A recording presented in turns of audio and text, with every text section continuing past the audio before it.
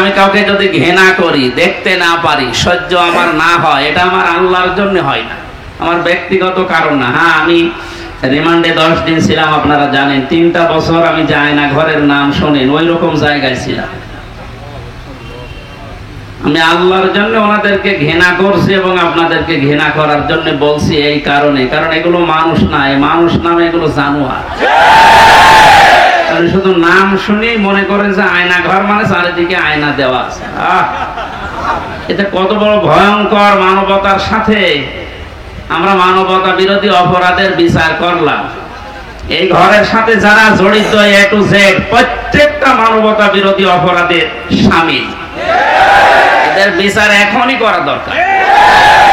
আজকে একজন ওর সাথে জড়িত যে সর্বোচ্চ পর্যায়ে, তাদের ভেতরে একজন ধরা পড়েছে অলরেডি। আমরা বিচার চাই, ওর কোনো বিচার নেই।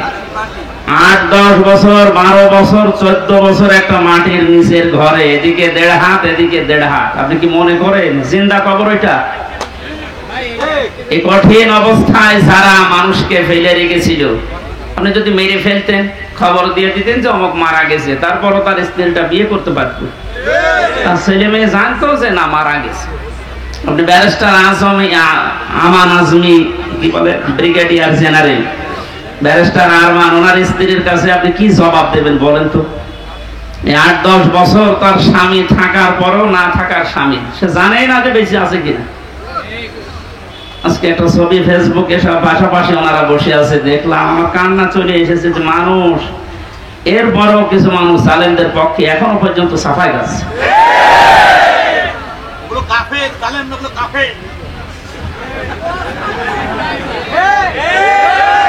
ঠিক আছে ভাইয়া, এ দেখেন আমার হাতে কোরআন শরীফ, সত্য কথা বলছি, আল্লাহর কসম। আমি যে কষ্ট পেয়েছি 3 বছর, আমার কষ্টের কথা আমি আল্লাহর জন্য মাফ করে দিয়েছি, কিন্তু ওনারা যা করেছে ওটা মাফ পাওয়ার মতো না। ওনারা তো আমার শুধু শত্রু না, ওনারা মানবতার শত্রু, আল্লাহর শত্রু। রিমান্ডে আমার সাথে যে ব্যবহার করেছিল, আল্লাহ ভুল ধরতো মাঝে মাঝে।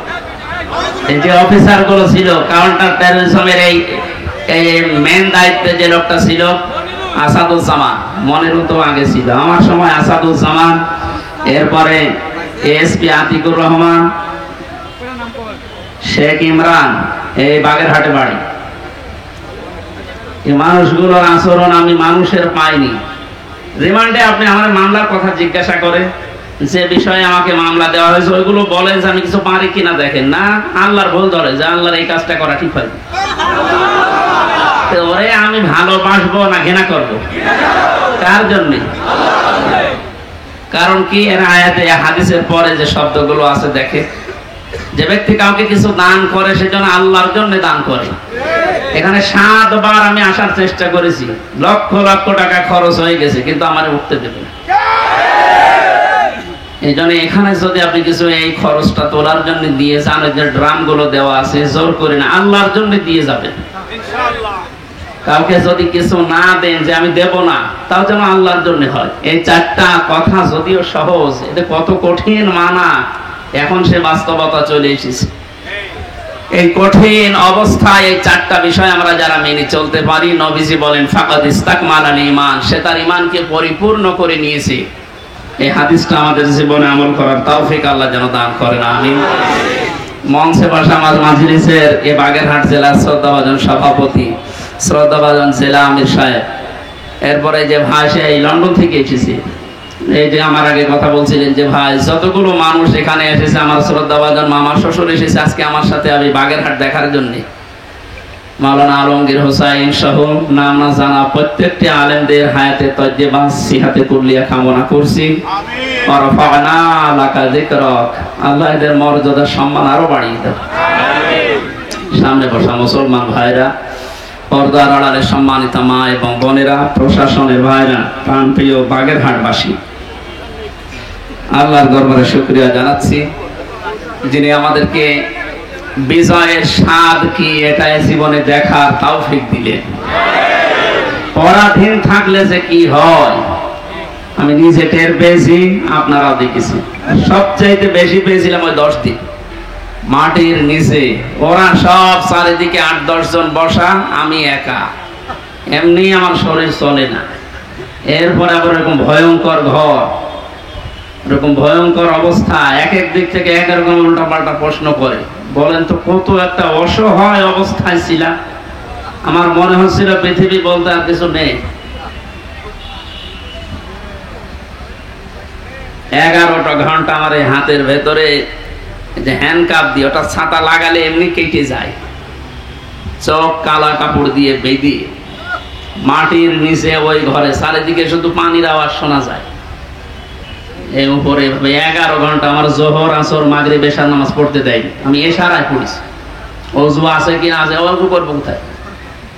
বলেন এই কঠিন অবস্থা বাংলাদেশের মতো জায়গায়। আর আমার চাইতে ভয়ঙ্কর ছিল তো ব্যারিস্টার আরমান, ব্রিগেডিয়ার ভাই আমান আজমি ভাই, এদের অবস্থা আরো কঠিন। আমি মাঝে মাঝে 7 মাস 8 মাস 9 মাসের কথা শুনতাম উপর থেকে, যাদের 7 তলায় 9 তলায় গম রেখেছিল।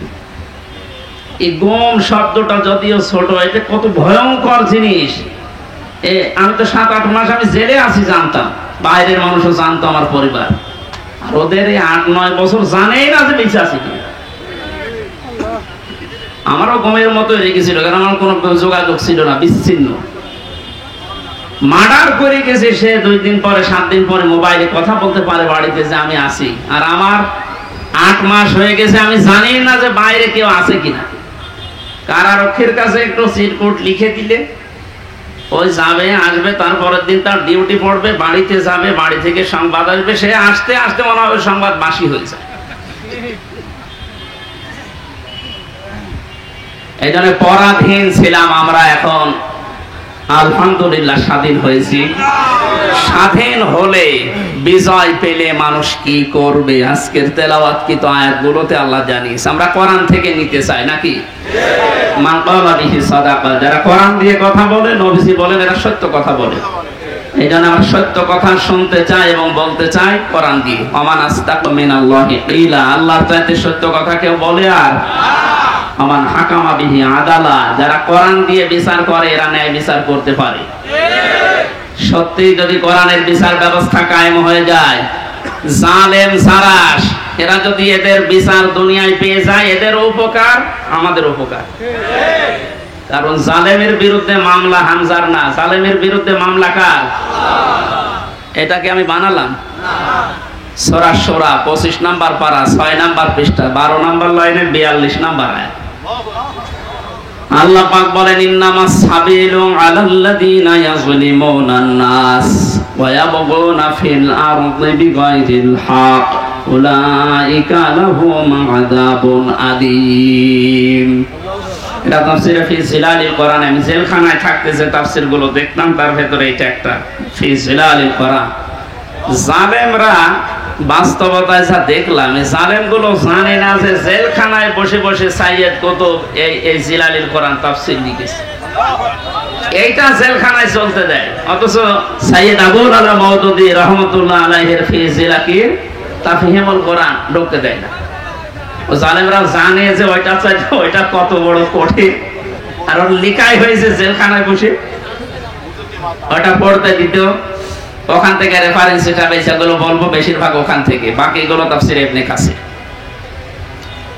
আল্লাহ পাক বলেন কিয়ামতের ময়দানে আমি আল্লাহ নিজে মামলা দায়ের করব, আমি নিজে কেস করব, নিজে অভিযোগ দায়ের করব তাদের বিরুদ্ধে যারা মানুষ হয়ে মানুষের উপরে অত্যাচার চালিয়েছে।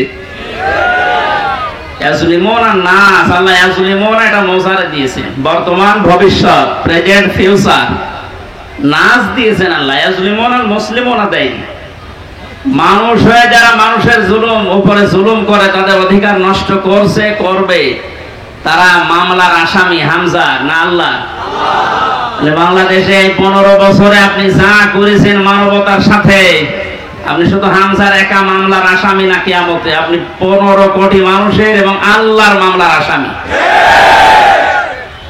আল্লাহর মামলার আসামিদেরকে আমরা এই মুক্ত স্বাধীন দেশে আর দেখতে চাই? কোনো দরকার নেই। শয়তান যেমন আল্লাহর গজব প্রাপ্ত, এগুলো আল্লাহর গজব প্রাপ্ত। শয়তান একজনের সাথে দোস্তি করেছিল, সারাদিন বন্ধুত্ব করার পরে সন্ধ্যাবেলা শয়তান ওরে ডাক দিয়ে বলছে, বন্ধু সারাদিন তো তোমার সাথে চললাম ফিরলাম খেলাম, আমি এখন আর থাকতে চাই না, আমি গেলাম। কেন? আমি তোমার সাথে থাকতে ভয় পাই। আমার সাথে থাকতে ভয় পাও? সারাদিন তো ছিলে, কে তুমি? আমার পরিচয় তো ওইভাবে আগে নাওনি, আমি হচ্ছে ইবলিশ, সুরত ধরে এসেছিলাম। ও তখন আশ্চর্য হয়ে বলে যে, আপনি দূর হয়ে চলে যাবেন আমার কাছ থেকে, আপনার পরিচয় পেলে তো আমি দূর হতাম না। আমি যেতে চাই এই কারণে, কারণ আমি আল্লাহর একটা বিধান মানি নাই। এ কারণে আল্লাহ আমারে একটা সেজদা না মানার কারণে পৃথিবীতে পাঠিয়েছে, তাও লানত দিয়ে। আমার নাম মারদুদ, আমার নাম রাজিম, কত রকমের নাম আমার উপরে দিয়ে আল্লাহ আমার বিদায় দিয়েছে। আর আজকে 17টা সেজদা ফরজ ছিল তোমার প্রতি, একটা সেজদাও দাও না। আল্লাহ রাগ করে তোমার উপরে যে গজব নাযিল করবে, ও গজবে আমি শয়তানও পড়ে যাব। ও আল্লাহর একটা বিধান লঙ্ঘন সেজদা, এটা লঙ্ঘন করে যদি ভয় পায়, এই 15 বছরে আপনি 500 বিধানের একটাও মানেন না, আরো মানুষকে মানতে দেন না। এর গায়ে যদি জিন লাগে নিয়ে আসবে মা বাবা আমার কাছে, সূরা নাস আর ফালাক এমনকি আয়াতুল কুরসি পড়ে ফু দিলে চলে যাবে, এটা আমাদের বিশ্বাস। এমন যায়। আর আমার তো মনে হচ্ছে এই ঘটনাটা বলার পর শয়তান আল্লাহর একটা মাত্র বিধান সেজদা দেওয়া লাগবে এটা মানে নাই, কিন্তু আল্লাহর বিধানের এগেইনস্টে নতুন করে কোনো বিধান শয়তান বানায়নি। কথা বুঝতেছে? আল্লাহর বিধানও মানে না, এতটুকুই শেষ। এগেইনস্টে নতুন করে কোনো বিধান বানিয়ে মানবো এরকম কিছু শয়তান করেনি। তো আল্লাহর এই পৃথিবীতে ক্ষমতা পেয়ে আল্লাহর যে বান্দা নিজে আল্লাহর বিধান মানে না এবং আল্লাহর বিধানের বাইরে নতুন করে বিধান বানিয়ে আল্লাহর বান্দাদেরকে মানতে বাধ্য করে, এটা শয়তানের চাইতে বড়। জিন শয়তান ধরলে তো নাস ফালাক আর ইখলাস পড়লে চলে যাবে, আর ওরে পুরা কোরআন শরীফ তেলাওয়াত করে ফু দিলেও যাবে না। সুতরাং এরকম এত বড় শয়তান আমরা আর দেখতে চাই না। মুক্ত যখন হয়েছে আলহামদুলিল্লাহ, কোরআন কি জানিয়েছে বিজয়ের পরে আমরা ওইগুলো এখন শুনবো। আমার কথার অর্থ বোঝেন আপনি? সুতরাং যারা আল্লাহর মামলার আসামি, ছোটখাটো বিষয় এটা না, অনেক ভারী কথা। আপনি আল্লাহর মামলার আসামি হয়ে গেছেন, কিয়ামতে আপনি উকিল পাবেন কোথায়? দুনিয়ার দিকে তাকিয়ে টের পাচ্ছেন। 10 দিন আগে যার কথায় হাইকোর্ট, জজ কোর্ট, সুপ্রিম কোর্ট প্রত্যেকটা কোর্ট ওঠা বসা করতো, এখন তার পক্ষে একজন আইনজীবী দাঁড়াবে কেউ রাজি না। তার দলের লোক নেই। লক্ষ লক্ষ মানুষ এই পৃথিবীতে তার ভক্ত ছিল, সন্তান। এখন একটা বিচারপতি দাঁড়াবে, একটা উকিল দাঁড়াবে তার পক্ষ নিয়ে, কেউ রাজি না এই জালেমের পক্ষে। এখন ডিম খেতে খেতে মরছে, ডিমটা মুখ দিয়ে খেলিতে হয়, কত জায়গা দিয়ে ডিম খাচ্ছে। ওই জায়গাতে যখন আলেমদেরকে মাজায় দড়ি দিয়ে ছাগলের মতো তুলতেন, আমার মতো মানুষ, আপনি জানেন না হামজা কি? ও নিজেও বলতো রিমান্ডে, আপনি কিছু করেন না আমি জানি, কিছু জানেন তো আমার হাতে যে এটা বেঁধে দিলেন এই তো যথেষ্ট, আমি কি পালিয়ে যাব? পায়ে দিয়েছে ডান্ডা বেড়ি, মাজায় দিয়েছে দড়ি, মনে হচ্ছে ছাগল টেনে নিয়ে যাচ্ছে। আর ওই কোর্ট চত্বরে মানুষগুলো, কিছু মানুষ কাঁদতো আর কিছু শয়তান আসে দেখে টিপ্পনি কাটতো, যা হচ্ছে ঠিকই হচ্ছে, এবার ঠেলা টের পাও।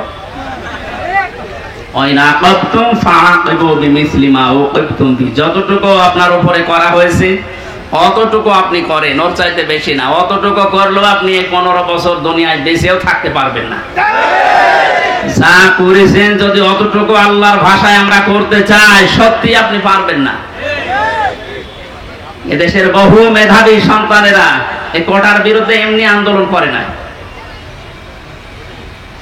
বিশেষ করে এই 17 বছরের বাস্তবতা আমার জীবনে আমি যতটুকু দেখেছি, আপনি তাকান তো, অনার্স মাস্টার্স করার পরে বিশ্ববিদ্যালয়ে ফার্স্ট ক্লাস ফার্স্ট হওয়ার পরেও নেবে না, দলীয় পরিচয় পেছনে বিএনপি করে, শিবির করে, এই ট্যাগ দিয়ে। আরে ওইগুলো না দেখে আমার মেধা আছে কিনা ওইটা দেখ। কত বড় জুলুমের শিকার বানিয়ে রেখেছিলেন এই ছাত্র জনতাকে বলেন। আল্লাহ এমনি এমনি নাড়া দেয়নি। কোরআনের পাখি সেই 15-16 বছর আগে একবার বলেছিল যে একটু 12 কোটি জনতা নাড়া দেবে গাছের গোড়া ধরে দিল্লি গিয়ে পড়বা মামু বাড়ি, ঠিক তাই খাপের খাপ মমতাজের বাপ মিলিয়ে গেছে। আমরা তো কিছু করি না, খালি হাতে তার একটু নাড়া দিয়েছি, তার সবাই না, খালি ছাত্ররা আর একেবারে জায়গা মতো যে পুলিশ। শ্বশুর বাড়ি আমাদের তো মামার বাড়ি।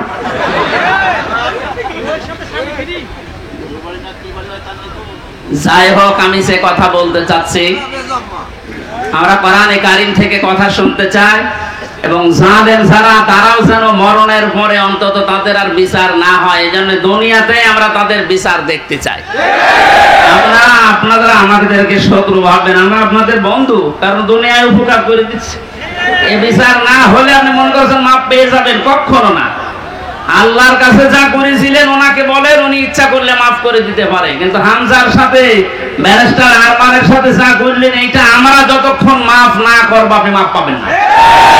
কারণ আপনি আমাকে আর আরমানকে শুধু কাঁদিয়েছেন তা না, আমার স্ত্রীকে কাঁদিয়েছেন, আমার মেয়েকে কাঁদিয়েছেন। আমার ছোট মেয়েটা আজ পর্যন্ত আমার চেনে না, আমার কাছে আসে না, ভয়তে বলে যে হুজুর, ওরকম হুজুর বহু আসে। কারণ হয়েছে 8-9 মাস ওটা রেখে গিয়েছিলাম, 3 বছর পর, এখন 4 বছর বয়স, ও জানবে কি করি। সুতরাং আপনি শুধু আমার একা ক্ষতি করেননি, আমার মা বাবার ক্ষতি করেছেন, আমার স্ত্রীর ক্ষতি করেছেন, আমার সন্তানের ক্ষতি করেছেন, আমার সংসারটা নষ্ট করে দিয়েছেন। সব কিছু এরকম হামসা একা, লক্ষ লক্ষ মানুষ এই দেশে আমার মতো ভিক্টিম। আপনি মাপ পাবেন কয়জনের? 1 জন 2 জন 5 জন মাপ, কয়জন মাপ করতে পারে বলেন? এই লোকটাকে যদি আপনি মেরে ফেলেন তাহলে ওনার বিচার কি? ওনারও মেরে ফেলা লাগবে। ওনাকে যদি আমি মেরে ফেলি, আমার একটা বিচার এই যে আমাকে যদি মেরে ফেলেন তাহলে বিচার শেষ। কথা বলছেন আমার? আর একটা সিস্টেম আছে, হ্যাঁ, ওনার স্ত্রী, ওনার মা বাবা, সন্তান আদি যারা, ওরা যদি মাফ করে দেয় টাকা পয়সা নিয়ে, জরিমানা নিয়ে, তাহলে মাফ হবে। তাছাড়া আর কোন সুরত নেই। ওই 10 বছর 15 বছর 18 বছর 30 বছর জেল দিয়ে ওই লোকটা শুধু জেল খাটাই হবে, তার উপর আবার আরেকটা জুলুম হয়ে যায়। কিন্তু ওনাকে মাপ পাওয়ার জন্য কোরআনে কারিমে হাদিসে যে 2টা বিষয় আমরা পাই, 1 নম্বরে ওনারে মাপ পাওয়ার জন্য ওনারে মেরে ফেলা লাগবে। এক কথা বলে না কেন? 2 নম্বরে শুধু মেরে ফেলা না, ওনার আত্মীয় স্বজন যদি টাকা পয়সা নিয়ে দিয়ে বলে যা মাফ করে দিলাম, ঠিক আছে। তাছাড়া মাপ পাওয়ার আর কোন লাইন আছে? লাইন আছে? ওনার জীবন কয়টা? উনি আমাকে মেরেছে, আমি ওনাকে মেরে ফেললাম, শেষ হয়ে গেল। কিন্তু ওই লোকটা যদি 500 মানুষ 2700 ছাত্র হত্যা করার কারণ হয়, ওকে 2700 বার মারা লাগবে। পরে 2700 বার মারা যাবে? এমনি মরে গেছে, এমনি মরে যাচ্ছে। যে 2700 বার মারা যাবে কোন কায়দায়? একবার মরলে তো শেষ। 2699 বার এখনো মারা লাগবে। তো আমি মারবো কি করে? কারণ এতগুলো মানুষ এই কয়েকদিনে আমার সামনে 14 জন মারা গেছে, বুঝতে আমার সামনে। আমি মরণের পর 5 তারিখে যদি স্বাধীন হয়ে যায়, 6 তারিখে সকাল বেলায় প্রত্যেকের বাড়িতে আমার যা সমর্থ ছিল, এমনিতে আমিও মুসলিম, যতটুকু পেরেছি 2 মাস চলার মতো তাদেরকে দিয়ে এসেছি। নেন, হাসপাতালে গিয়েছিলাম দেখতে, এক একজনের যে অবস্থা, এই জায়গায় গুলি লাগিয়ে, এই জায়গায় বন্দুক লাগিয়ে দিয়েছে, এই জায়গায় লাগিয়ে দিয়েছে, লজ্জাস্থান নষ্ট হয়ে গেছে। এরকম বহু মানুষ হাসপাতালে কাতরাচ্ছে এখন, শুধু কুষ্টিয়া, বাকি জায়গাগুলো তো আমি তো জানি না এখন সব খবর। আর এই 8-9 দিন ছিলাম তো বাইরে, এই জন্য সব খবর জানিও না। সুতরাং আমাকে যদি আপনি একজন মারার জন্য মেরে ফেলতেন, আমার তো বিচার হয়ে যেত। আমি তো কারণ হয়ে দাঁড়িয়েছি 2700 মানুষ মারার, আমাকে তো 2700 বার মারা লাগবে। এই জন্য এই বিচার এখন আর দুনিয়ায় নেই। এই বিচার করার জন্য আল্লাহ আখিরাত বানিয়েছে। 2700 বার আপনাকে মারবে, আপনার লজ্জার স্থান নষ্ট করে দেবে।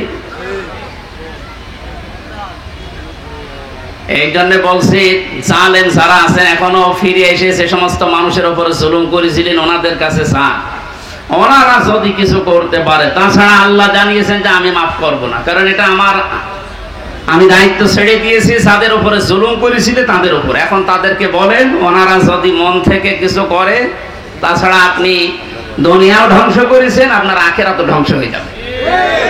আল্লাহ তুমি আমাদেরকে জালেম হওয়া থেকে রক্ষা করো। এই শব্দটা শুনতে যদিও সহজ মনে হচ্ছে, জালেম এটা কত বড় নিকৃষ্ট আল্লাহর কাছে। কারণ জালেমদেরকে আল্লাহ বারবার কোরআনে জানিয়েছেন, আল্লাহু লা ইয়াহদিল কওমাজ জালিমিন, জালেমদের আমি পথ দেখাই না, হেদায়েত দেই না। আমরা যদি অনেকে বলে হুজুর আমাদের কেন্দ্রীয় আমির বারবার দোয়া করে, তো দোয়া করে করব কি? জালেমদের তো হেদায়েত হবে না, জালেমদের কোনো হেদায়েত নেই। আর জালেমকে ক্ষমা করে দেওয়ার অর্থ হচ্ছে মাজলুমের উপর অবিচার করা। আপনি কোনদিন ব্যারিস্টার আজমির কে আরমান, ব্যারিস্টার আরমানের স্ত্রীর কাছে মাপ পাওয়ার কথা না, সে মানুষ ছিল আপনার মতোই। এরপরও বলছে আপনারা চেষ্টা করেন, যদি মাপ পান, না পাইলে বুঝবেন আপনার দুনিয়া আখিরাত ধ্বংস হয়ে গেছে। আল্লাহ তুমি আমাদেরকে মাফ করো, বলেন আমিন। কোরআনের বিচার যতদিন পর্যন্ত কায়েম না হচ্ছে, বসে থাকার, থেমে থাকার আমাদের কোনো সুযোগ নেই। যে যেখান থেকে আসি আমরা চেষ্টা চালাবো, চর্ম চোখে দেশে দেখতে চাই আল্লাহর কোরআন দিয়ে বাংলাদেশটা চলছে। কারণ আমরা তো দেখলাম যে বাবা চালালে কেমন লাগে, চাচা চালালে কেমন লাগে, স্বামী চালালে কেমন লাগে, বউ ভাবি সবাই চালিয়েছে, সবই দেখলাম যে কেমন লাগছে। একটা জিনিস এখন দেখতে বাকি আছে, যে কোরআন দিয়ে, আল্লাহর কোরআন দিয়ে রাষ্ট্র চালালে কেমন লাগে, দেখতে বাকি আছে না?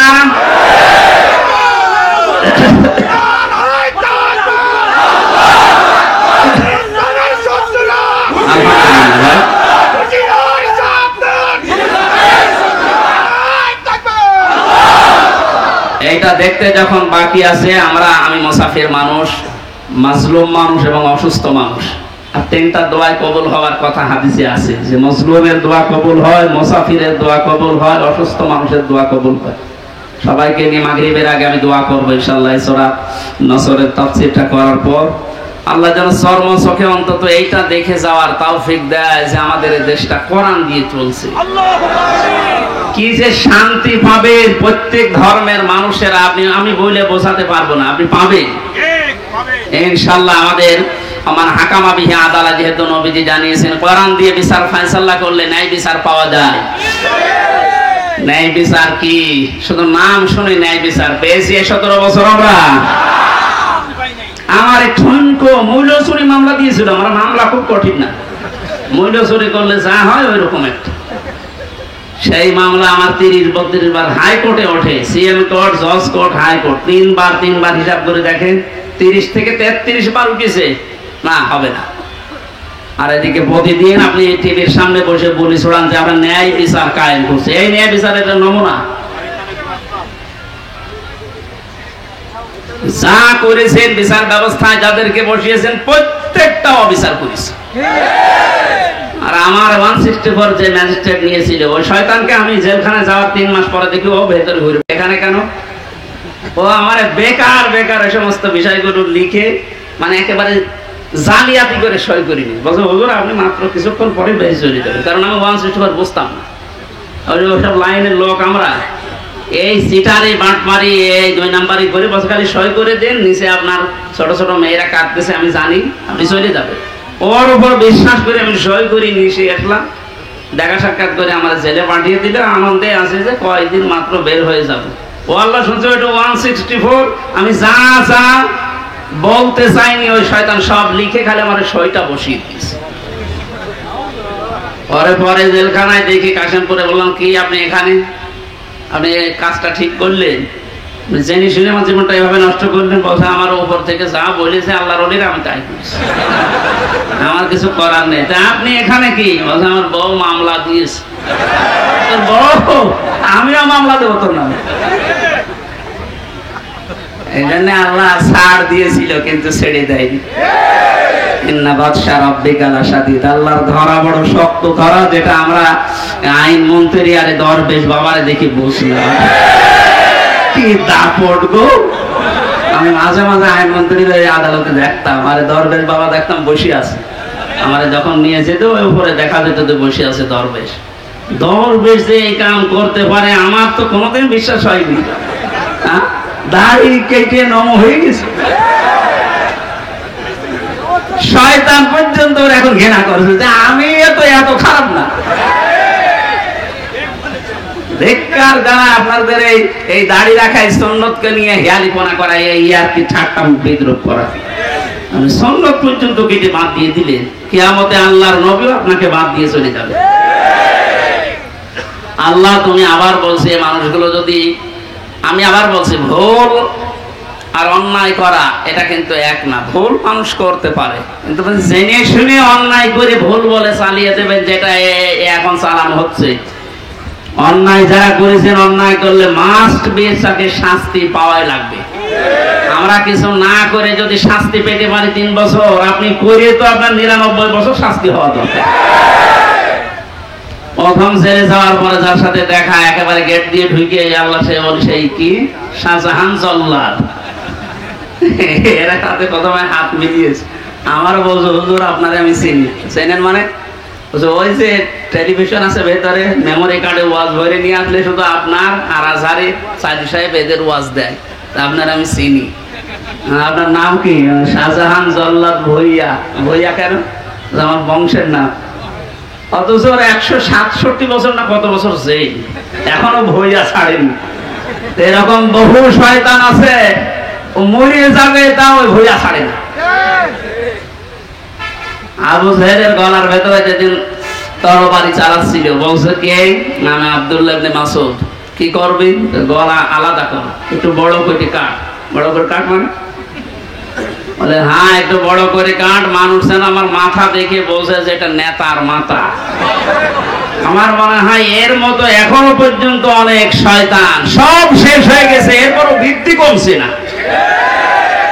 বিভিন্ন জায়গা থেকে ভিডিও বার্তা দিয়ে মানুষকে শুধু উত্তেজিত করছে, আর কোনো লাভ হবে না ইনশাআল্লাহ। আপনি যাই করেন আর কোনো লাভ হবে না, এদেশের মানুষ বুঝে গেছে। ধোঁকা দিয়ে বোকা বানিয়ে বেশি দিন রাখা যায় না। এই জন্য কোরআনের বিচার ব্যবস্থা যদি কায়েম হয়, দল মত এখানে আর নেই। সবাই যেহেতু আমরা মুসলিম, 96% মুসলমানের দেশে কোরআনের বিচার চলবে না মানে? এই কথা বলেন না কেন? এ বিষয়ে কারো দ্বিমত আছে? আপনি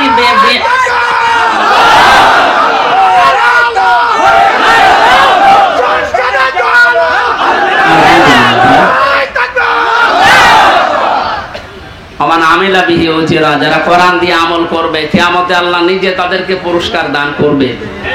আল্লাহ রাব্বুল আলামিন কোরআনের আমল করার মাধ্যমে পুরস্কার যেন আমাদেরকে দান করে। দুঃখজনক হলো সত্য, 500 আমল আছে কোরআনের। কয়টা? এই দেশে এখন একটাও নেই। সামনে আস্তে আস্তে আমরা 500টা আমলই চালু করব কোরআন দিয়ে ইনশাআল্লাহ। আমান দাআ ইলাইহি হাদা। নবীজি বলেন, তুমি যদি হেদায়েতের উপরে থাকতে চাও, বড় সোপা গায়ে দিলে, পাগড়ি মাথায় দিলে, আর রুহুল আমিন ভাইয়ের মতো এরকম মোটা হলে হেদায়েতের উপরে থাকা যাবে? হেদায়েতের উপরে থাকতে হলে কোরআন দিয়ে ডাকা লাগবে। আমান দাআ, এখানে প্রাণ আছে, দাআ ইলাইহি হাদা। কেউ যদি হেদায়েতের উপরে থাকতে চায়, সে যেন মানুষকে কি দিয়ে ডাক দেয়? আজকে থেকে আমার দাওয়াতি কাজের মেইন টার্গেট হবে কি বলেন তো? নবীজিকে পর্যন্ত আল্লাহ আদেশ দিয়েছেন, ইয়া আইয়ুহার রাসূল বাল্লিগ মা উনজিলা ইলাইকা মির রাব্বিক। হে রাসূল, আপনি তাবলীগ করেন, প্রচার করেন, দাওয়াতি কাজ করবেন কি দিয়ে? সুতরাং আমরা দলমত চিনি না, বুঝি না, এ সব কিছু যেন এই কেন্দ্রিক হয়।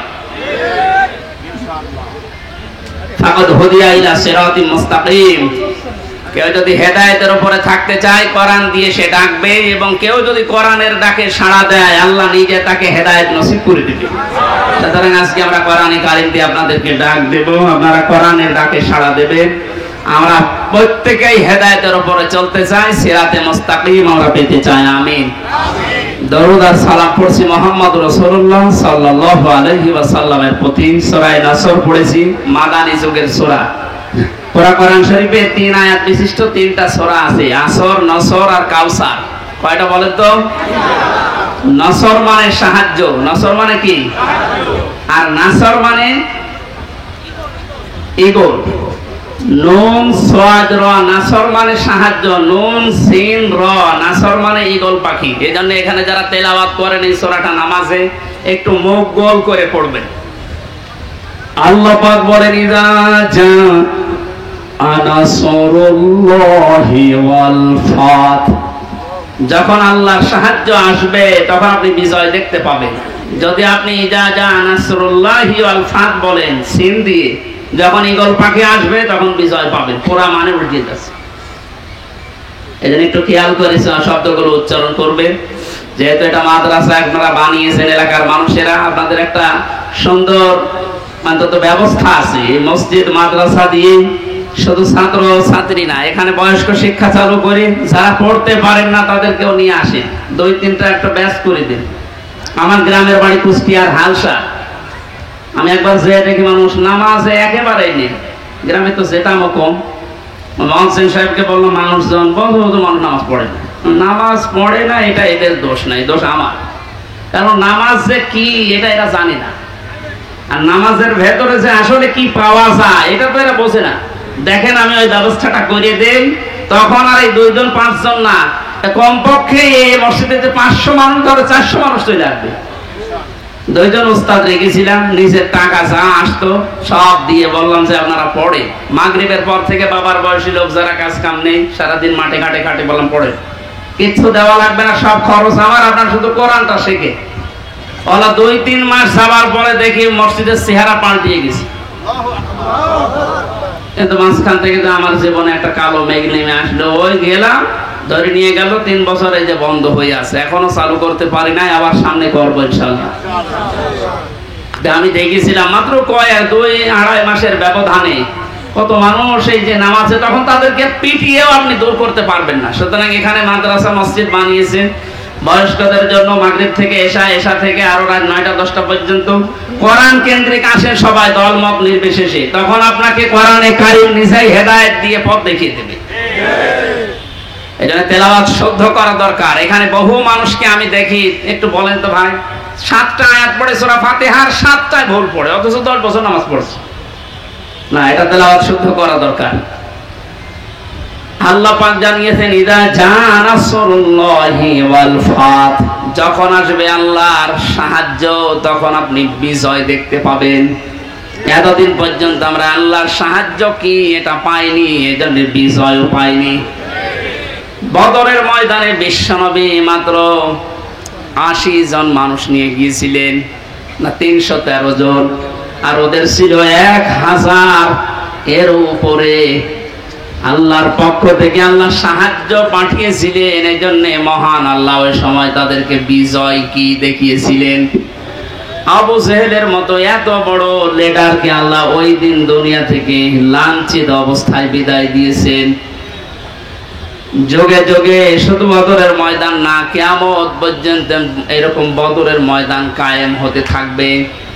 বড় বড় কাফের যারা, বড় বড় মুশরিক যারা, আল্লাহ দ্রোহী যারা, তাদেরকে আল্লাহ বিদায় করবেন যদি আল্লাহর সাহায্য এসে থাকে। আমাদের দেশেও কম ছিল না, বহু মানুষকে আমরা দেখেছিলাম অহংকারে পা মাটিতে পড়তো না। আল্লাহ রাব্বুল আলামিন এই মানুষগুলোকে বিদায় করে দিয়ে তার সাহায্য পাঠিয়ে এটা বিজয় আমাদেরকে যে দেখালেন, বিজয় পাওয়ার পরে যে দৃশ্যটা, এটা এখন আবহমান জারি আছে, যেটা আমি আমার চোখে দেখতে পাচ্ছি আয়াত অনুযায়ী। দেখেন তো মেলে কিনা। ওয়ারাআইতান নাসা ইয়াদখুলুনা ফি দীনিল্লাহি আফওয়াজা। আপনি যখন বিজয় পাবেন, সাহায্য পাওয়ার পরে, তখন দেখবেন দলে দলে, পালে পালে মানুষ ইসলামে প্রবেশ করছে। বাংলাদেশের এই 64 জেলার দিকে তাকালে, শুধু ইন্টারনেটের দিকে একটু চোখ বোলান, দেখেন আয়াতটা এখন কার্যকর হওয়া অলরেডি শুরু হয়ে গেছে। ইসলামপন্থী মানুষ, বিশেষ করে যারা একামতে দিনের দায়িত্ব পালন করে, যারা মন থেকে কাজ করে, তাদের যে অ্যাক্টিভিটিস গুলো, তাদের যে কাজকর্মগুলো, তাদের যে ইখলাস আমরা দেখতে পাচ্ছি। দাওয়াতও দেওয়া লাগছে না, তাদের ইখলাস দেখে, শুধু কাজ দেখে এখন মানুষ ইসলামে প্রবেশ করে অলরেডি ফেলছে। আমার তো মনে হচ্ছে এই আয়াতটা আল্লাহ আমাদেরকে অলরেডি দেখাবে। সূরা কাসাস থেকে একটা আয়াত কালকে আমি পড়ছিলাম, ونريد أن نمن على الذين استضعفوا في الأرض ونجعلهم أئمة ونجعلهم الوارثين। ওই কিচ্ছা কাহিনী না, একেবারে বাস্তব যেটা ঘটবে বা ঘটতেছে ওইটা আপনি কোরআন থেকে শোনেন। আল্লাহ পাক বলেন ওই জামানায় হযরত মুসা আলাইহিস সালামের যে দলটা ছিল তিনি যে দলের লিডার ছিলেন, ফেরাউন বহু দলে বিভক্ত করে মানুষদেরকে দুর্বল করে রেখেছিল। শুধু একটা দলকে সে টার্গেট বেশি নিয়েছিল, সেটা মুসা নবীর দল। আমার আল্লাহ নিজের পক্ষ থেকে জানালেন আমি আল্লাহ কিন্তু ইচ্ছা আলাদা করেছিলাম। আমার আল্লাহর ইচ্ছা ছিল এইটা যে দুনিয়ার ময়দানে আমি মুসা নবীকে এই জামানায় এই জাতির নেতৃত্বে বসাবো এবং জমিনের ওয়ারিস উত্তরাধিকারী তাদেরকে বানিয়ে দেব। আমি তাই করেছিলাম। ইয়াটা এখন বাস্তব আমার মনে হচ্ছে, আমার চোখে ভাসতেছে। আল্লাহ তুমি সূরা কাসসের 5 নাম্বার আয়াতটা আমাদেরকে দেখাও। স্বৈরাচার নব্য ফেরাউন এই পৃথিবীতে বহু দল ছিল এদেশে, সব দলকে টার্গেট না করে শুধুমাত্র কোরআনে কারীম এই পৃথিবীতে যেন বিদায় নেয়, কোরআনের লোকগুলো যেন এই দুনিয়াতে আসতে না পারে, এই কাজ করার জন্য যারা চেষ্টা চালিয়েছিল আল্লাহ তাদেরকেই যেন জাতির ইমাম আজ দিনের পর দিন বানিয়ে দিচ্ছে, তাদেরকে ওয়ারিস বানাচ্ছে, জমিনের উত্তরাধিকারী বানিয়ে দিচ্ছে।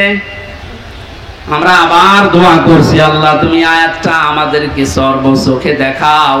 অনুরিদু আন্না মুন্না আলাল্লাযীনা ইসতুযইফু ফিল আরদ ইলা আখিরি আয়াত। আমাদের আজকের মাহফিলের প্রধান অতিথি মনে হয় আসতেছে।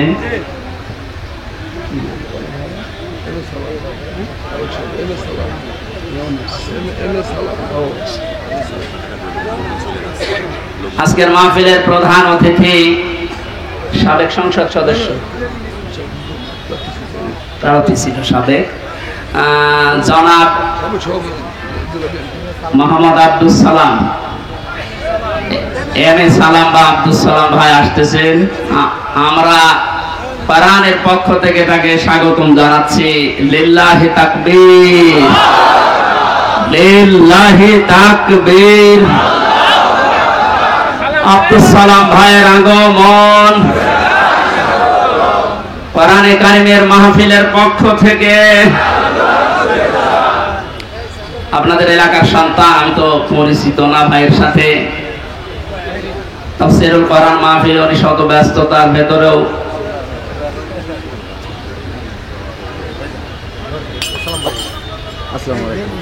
স্বাধীন বাংলাদেশের যে স্বাদ এখন আমরা পাচ্ছি সেই দেশে উনি এসেছে, আলহামদুলিল্লাহ। সালাম ভাই পরে একটু পরে কথা বলবো ইনশাআল্লাহ। আমরা আয়াতটা শেষ করিনি, আপনারা আছেন তো? পারিবারিক জীবন নিয়ে যে বইটা আমি লিখেছিলাম, আমার বইটা আমি নিয়ে এসেছি। ওইটা আপনারা যাবার সময় গেটে আছে আমার গাড়িতে, ওই ডানের গেটে নিয়ে যাবেন, কাজে লাগবে স্ত্রীদের জন্য। আমি ওইদিকে যাচ্ছি না, ওটা লিখেছিলাম জেলখানার দৃশ্যগুলো দেখে। আজকে আমাদের মাহফিলে যিনি এসেছেন প্রধান অতিথি হিসাবে জনাব এম এ সালাম ভাই, উনি আর কিছুক্ষণ পরে আপনাদের সামনে দোয়া নেবেন, কথা বলবেন। আমরা আয়াতটা শেষ করি যেহেতু তাফসীরুল কোরআন মাহফিলে। অরাইতান নাসা ইয়াদখুলুনা ফি দীনিল্লাহ, একটু আওয়াজ কম করা লাগবে ভাই, একটু আওয়াজ কম করেন কয়েক মিনিট, আমি আয়াতটা শেষ করি, কথা বলা যাবে না। একটু পরে কোরআনের আয়াতের দিকে তাকালে আমি যেটা দেখতে পাই, ইয়াদখুলুনা এটা মুজারে, বর্তমান ভবিষ্যৎ, প্রেজেন্ট ফিউচার। ফি দীনিল্লাহ, আল্লাহর দ্বীনের ভেতরে। বলেন তো দ্বীন কার? আল্লাহ। দ্বীন কি আমির হামজার? এম এ সালামের? কার? দ্বীন আল্লাহর। বলেন দ্বীন কার?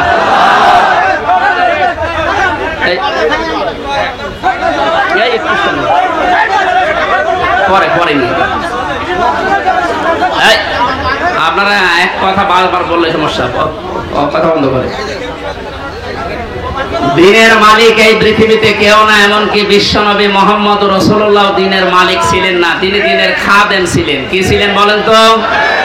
আমরাও দিনের কি খাদেম।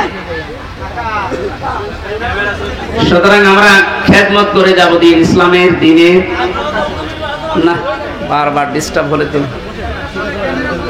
আল্লাহর এই দিনকে আমরা জমিনে জিন্দা রাখার জন্য চেষ্টা চালিয়ে যাব। কারণ খাদেমের যে কাজ, কামলার যে কাজ, আমরা সেই দায়িত্ব নিয়েছি।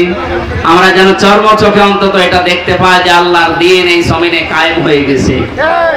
যেহেতু সেই পর্যায়ে আস্তে আস্তে আসতেছে, এখন আনন্দ বিজয় কিভাবে উল্লাস করবেন, উদযাপন করবেন, আল্লাহ কোরআনে কারিমে সূরা নাসরে জানিয়েছেন, ফাসাব্বিহ বিহামদি রাব্বিকা ওয়াস্তাগফির।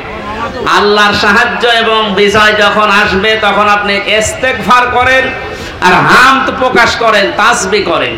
এখানে তাসবিহ কি? এক একটা সৃষ্টি জগতের তাসবিহ হামদ এক এক রকম। গাছের হামদ হচ্ছে সকালে আর বিকালে ছায়াটা লম্বা করে দিয়ে সেজদা দেওয়া, এটা তার হামদ, তার প্রশংসা। সৃষ্টি জগৎ যে যেখানে আছে ওইভাবে প্রশংসা আদায় করে। আমাদের প্রশংসা আদায় করার মাধ্যম কি? আমাদের যদি হামদ প্রকাশ করা লাগে একেবারে টোটি পর্যন্ত খেয়ে আলহামদুলিল্লাহ বললাম হয়ে গেল না, এটা না। আপনি এটা খাবারের পরে যে শক্তি অর্জন করলেন, আপনার মেধা, আপনার যোগ্যতা, যা যা পেলেন, এইটা আল্লাহর দিন এই পৃথিবীতে জারি করার জন্য, প্রচার করার জন্য, কায়েম করার জন্য আপনি ব্যয় করবেন, এটা হচ্ছে হামদ। আল্লাহ এই হামদ করার তৌফিক এখন আমাদেরকে দেন। ওয়াস্তাগফির, ইস্তেগফার করা, পূর্বের যে সমস্ত অপরাধগুলো করেছি সামনে আর করব না, সচেতন হয়ে যাব, এই হিসাব নিকাশ করে আমরা ইস্তেগফার করব আল্লাহর কাছে। এই এদিকে তাকান, ইস্তেগফার আর তাওবা এই দুইটা জিনিস কিন্তু এক না। আপনি সব সময় ইস্তেগফার করতে পারেন, আস্তাগফিরুল্লাহ আস্তাগফিরুল্লাহ আস্তাগফিরুল্লাহ পড়তে পারেন সব সময়। সবচাইতে আল্লাহ বেশি খুশি এই শব্দটা শুনলে, যে আস্তাগফিরুল্লাহ, হে আল্লাহ আমি ক্ষমা চাই। আর তাওবা জিনিসটা আলাদা। এই দুইটা শব্দের অক্ষরগুলো এক না। তাওবা লিখতে হলে, ইস্তেগফার লিখতে হলে শব্দগুলো এক না, আবার ভাব অর্থ এক না, এবং বাস্তবে আবিধানিক অর্থ, পারিভাষিক অর্থ এক না। ইস্তেগফার সব সময় আপনি করেন, তাওবা করলে কি হয়? পেছনের অপরাধ শুধু মাফ হয়ে যায় না, ওই জায়গাটা আল্লাহ নেকি দিয়ে ভরাট করে দেয়। আল্লাহ এখানে জানিয়েছেন ওয়াস্তাগফির, হে নবী আপনার উম্মতদেরকে বলেন যারা, তারা যেন বিজয় পেলে লাফালাফি না করে, আনন্দ উল্লাস করতে গিয়ে আল্লাহর বিধানের বাইরে চলে না গিয়ে তারা যেন ইস্তেগফার করে। তাওবা, ইস্তেগফার এগুলোর ভেতরে নিমজ্জিত থাকে। ইন্নাহু কানা তাওয়াবা, অবশ্যই তিনি তওবা কবুলকারী, ইস্তেগফার করলে তাকে মাফকারী। আল্লাহ এই আয়াতগুলো চর্মচোখে আমাদেরকে দেখার তৌফিক দিন, আমিন। আমাদের প্রধান অতিথি, আমি তো পরিচিত না ভাইয়ের সাথে, আজকে দেখলাম মনে হয় বাগেরহাট মাটি ও মানুষের সন্তান, আপনাদের সামনে দোয়া দেওয়ার জন্য তাফসীরুল কোরআন মাহফিল আজকে এসেছে মাদ্রাসা ময়দানে। ভাইয়ের জন্য, ভাইয়ের মুখ থেকে কয়েকটা কথা শোনার পরে আমরা মোনাজাতের মাধ্যমে, যেহেতু মাগরিবের নামাজও কাছাকাছি আর আমার যেতেও হবে অনেক দোষে, কুষ্টিয়ায় মালয়েশিয়া থেকে এসে বাড়িতে খালি দেখা করে চলে এসেছি। ওর সাথে যে কিছুক্ষণ সময় দেব সে সময়ও পাইনি, এই জন্যে রাগারাগি করছে যে খালি বারে বারে থাকেন, আমার আর দরকার নেই, থাক আমি আসতেছি। এই জন্য চলে যাবো, দোয়া চাচ্ছি ভাইয়ের জন্য। আমার বইটা আছে, ওই গাড়িতে যাওয়ার সময় নিয়েছেন, এইটা একটু দেন ভাইকে, সব সময় সাথে দেন ভাইয়ের কাছে, পরিচয়টা দিয়ে দেন। বসেন সবাই, এখানে নামাজ হবে, বসেন। এবার আপনাদের সামনে সংক্ষিপ্ত আলোচনা করবেন বাংলাদেশ জাতীয়তাবাদী দল। আউযু বিল্লাহি মিনাশ শাইতানির রাজীম। বিসমিল্লাহির রহমানির রহিম। ইযা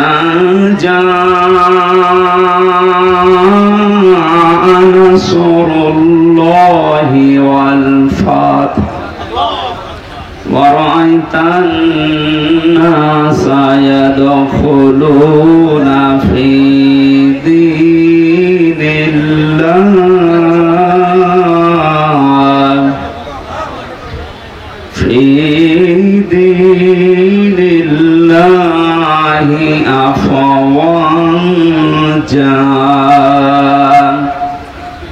فسبح بحمد ربك واستغفر إنه كان توابا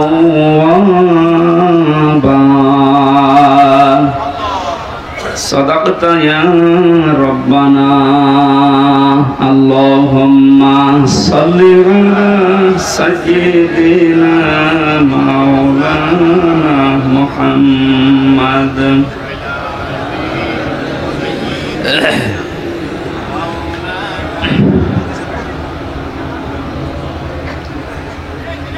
খোলাফায়ে রাশেদার সোনালী দিন কেন যে ফিরে আর আসে না, সকলে পেয়ে তার অধিকার কেন যে মন খুলে হাসে না। ধরির আসনে বসে ওমরে রাজ্য শাসন করেছে, খলিফা ওমরের শাসনে কোন জীব না খেয়ে মরেছে, সেই ওমরের মতো কেউ ধরাতে কেন যে ফিরে আর আসে না। খোলাফায়ে রাশেদার সোনালী দিন কেন যে ফিরে আর আসে না, সকলে পেয়ে তার অধিকার কেন যে মন খুলে হাসে না। আল্লাহুম্মা সাল্লি আলা সাইয়্যিদিনা মাওলানা মুহাম্মদ ওয়া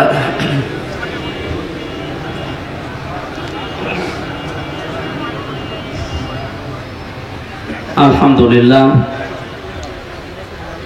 বাংলাদেশের ঐতিহ্যবাহী জেলা বাগেরহাট সদর থানার অন্তর্গত ভট্ট কনকপুর সিদ্দিকিয়া আমিনিয়া মদিনাতুল উলুম মাদ্রাসার উদ্যোগে শহীদ আল্লামা দেলাওয়ার হোসাইন সাইদি রহমতুল্লাহ আলাইহি ও বৈষম্য বিরোধী ছাত্র আন্দোলনের শহীদদের স্মরণে চুলকাটি বাগেরহাটের উদ্যোগে মহাবিশ্বের মহাবিশ্বয় আমাদের মালিক আমাদের মনিব মহান রব্বুল ইজ্জাত ওয়াল জালালের মুখের পবিত্র বাণী কোরআন কারীম, পবিত্র কোরআনের এই পবিত্র অনুষ্ঠানের সম্মানিত সভাপতি অত্র মাদ্রাসার শ্রদ্ধাভাজন মুহতামিম বড় ভাই হাফেজ মাওলানা আলী আহমেদ দামাত বারকাতুহুল আলিয়া, মঞ্চে বসা আপনারা দেখতে পাচ্ছেন, এমনিতে আজকে একটু সময় কম হয়ে গেছে।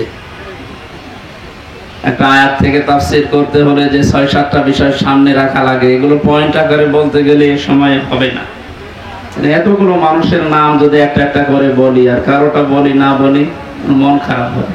আমরা যা করব আল্লাহর জন্য করব। মান আহাব্বা লিল্লাহি ওয়া আবগাদা লিল্লাহি ওয়া আতাআ লিল্লাহি ওয়া মানা লিল্লাহি ফাকাদ ইসতাকমালাল ঈমান। এই হাদিসটায় 4টা পয়েন্ট আছে। কাউকে ভালোবাসলে আল্লাহর জন্য ভালোবাসবেন। আজকে দুপুরবেলা খাবার সময় ভাই আমাকে ওইটা বলছিল, আমি ভালোবাসি আল্লাহর জন্য, লোক দেখানোর জন্য না। কাউকে যদি আমি সত্যি ঘৃণা করি এটা আমি আল্লাহর জন্য ঘৃণা করি। শহীদ আল্লামা দেলাওয়ার হোসেন সাইদিকে আমি জীবনে 2বার মাত্র দেখলাম, জেলখানায় একবার আর বাইরে চুয়াডাঙ্গায় একবার। এছাড়া সরাসরি দেখা হয়েছিল বিশ্ববিদ্যালয়ে থাকাকালীন, ওই যে উনি যখন এমপি ছিলেন একবার, খুব কম সময় ওনার সাথে, কিন্তু ওনাকে ভালোবাসি আমি না দেখে আল্লাহর জন্য। ইন্নাল্লাযীনা আমানু ওয়া আমিলুস সালিহাত সায়াজআলু লাহুমুর রহমানু ওয়াদ্দা। আল্লাহ বলেন অবশ্যই যারা ঈমান আনে আর ঈমানের দাবি অনুযায়ী যারা আমল করে, সৃষ্টি জগতের ভেতরে তার প্রতি একটা মহব্বত আমি আল্লাহ তৈরি করে দেই। তাকে আর সারা পৃথিবীতে, আমি কালকে মালয়েশিয়া থেকে নেমেছি, রাত 2টায় নেমেছি, নেমে বাড়ি থেকে এখানে সারা রাত সারা দিনে গাড়ির উপরে এসে আমি মনে করলাম একটু কথাবার্তা বলবো, কিন্তু শরীর তো সাপোর্ট করছে না, ঘুম এসে গেছে। সারা রাত এমনিতে বিমানের ভেতরে কবির বিন সামাদ ভাই ছিল পাশে, উনি তো একটু মজার মানুষ, তো ঘুমাতে দেয় না। এরপরে আসার সময় ওই যে মাওলানা হোসাইন আহমেদের পরে কয়েকজন ছিল। অনেকদিন পরে যেহেতু ড্রাইভার সাহেবের সাথেও দেখা নেই, এই কথা বলতে বলতে ঘুমাতে পারি না। এরপরও আমরা যে কথাটা বোঝাতে চাই যে আমি ওনাকে ভালোবেসেছি, এর আগেও এখনো বাসি, আমি মরণ পর্যন্ত ওনাকে ভালোবাসবো আল্লাহর জন্য, কারণ উনি আল্লাহর দ্বীনের খাদেম। 2 নাম্বার